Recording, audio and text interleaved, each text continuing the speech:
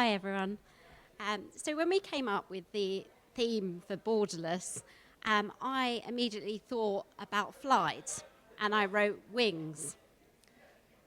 I'm safe and sheltered out of the doused drizzle, but as I stare at the darting blue tits, the squawking lime green parakeets, and levitating smoky gulls, I know I'll take the leap, test the wings that arrived, miraculous after years of wishing, dreaming.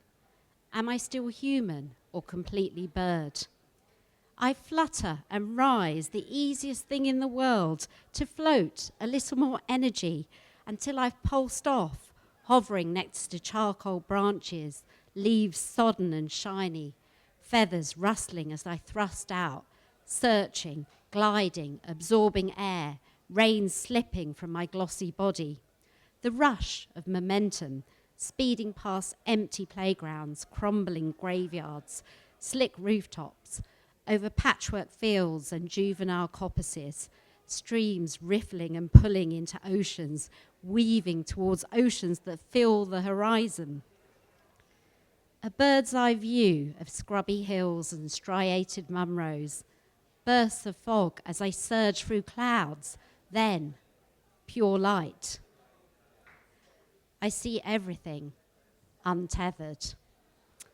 Thank you.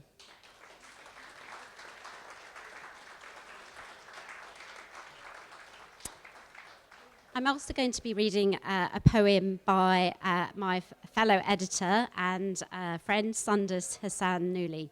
Sundus is a Somali-American writer-poet hailing from the Twin Cities.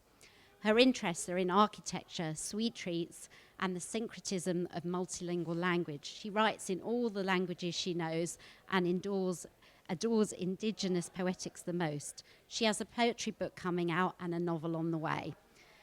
Sundus's poem is called Midnight Repatriation Flight. What will you do now that the war has ended? Time still remains fractured and you can't recall the fake name you gave calamity. The first time it came knocking at your door. Hello? It's your neighbour who knows what your husband did during the war. A shame neither of you can recognise his daughter. Skilled in stomaching the dark blood that follows you.